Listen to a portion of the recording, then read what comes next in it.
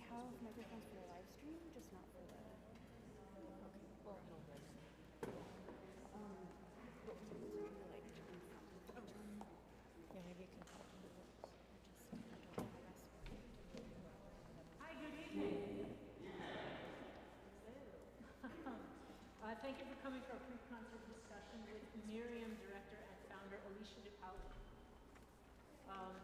Our pre-concert discussions are generously supported by Morgenstern's books, and we are very grateful to them for their very impressive efforts across the Cincinnati community. We are really thrilled to be a part of that effort.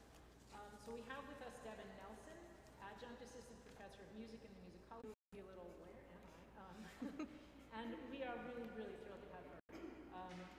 Since leaving IU 10 years back or so, LIVSHI has established herself as an acclaimed specialist in historical performance and has sung with numerous high-caliber early music ensembles across the U.S. Royal soloist in the D.C. area.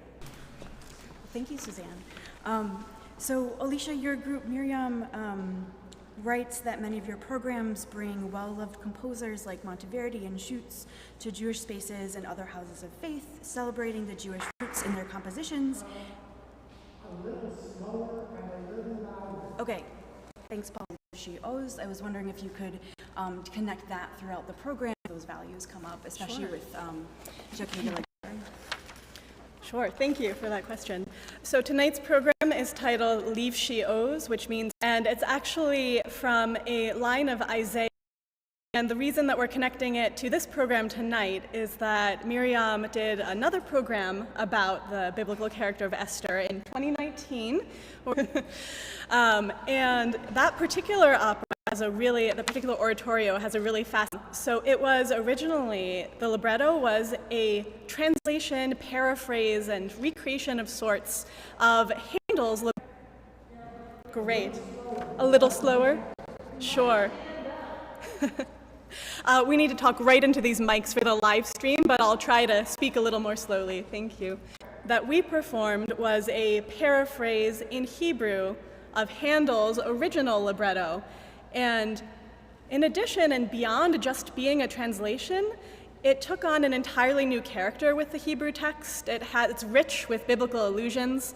And in that libretto, Mordecai says to Esther, "LIVSHI owes, clothe yourself in strength," as she is about to risk her life to undertake this task, to put herself in peril to save the Jewish people.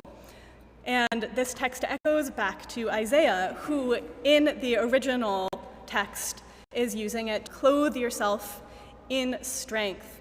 And he is speaking of the pain of exile here, and that has a powerful resonance with Esther, who has taken on has been an important character for many Jewish communities throughout history who view her as the ultimate Jew in exile who did clothe herself in strength. And Jews in countless communities, a different telling of the Esther story, and it seemed appropriate to borrow that phrase, "LIVSHI owes, clothe yourself in strength."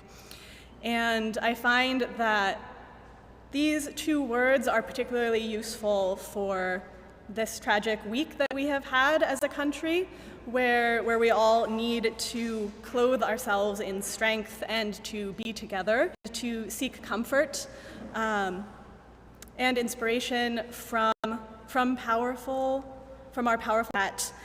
In hearing these stories tonight with Esther and Judith, that we will all draw some strength and leave. You were mentioning all of these settings of Esther and of many of the stories and texts on this program. I was wondering if we might think of tonight's music and even the performance in a very long tradition of commentary on Esther in Midrash, in the Talmud, in medieval commentaries by Rashi and others. So what might we say as music, as musical commentary? What does it add to our understanding of the texts and of these stories? And maybe how does your performance add a sort of commentary on the commentary, which is a big part of tradition as well? So I love that question about layers of commentary, because Jewish tradition and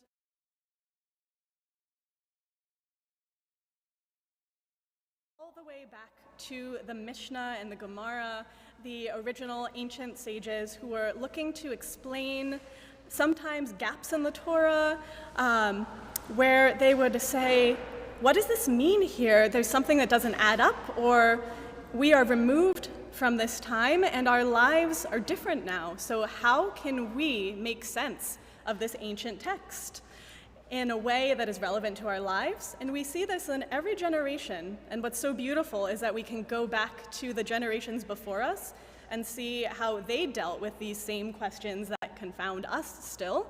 And then, of course, we're living in a completely different context, so our job is to figure out how to reinterpret.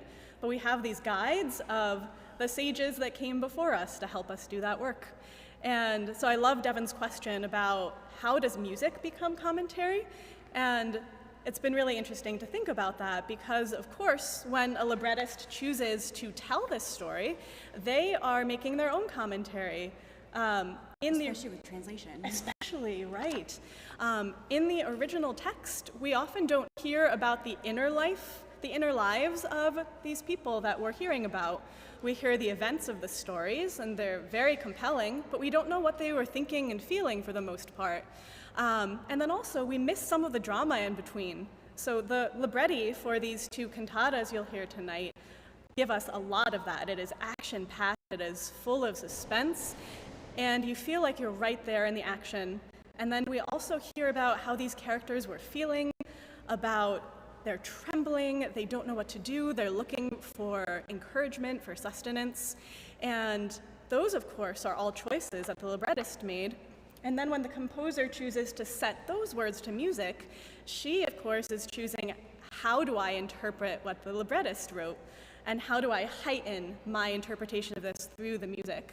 So I think that's what makes these cantatas so powerful, is that you can really, you feel like you're right in the moment, in the characters' minds, and you almost feel as if you are seeing the action happen. It's so richly written. Characters' emotion and affect really ties into the time period that this was written, right? In the 17th century, a focus on affect.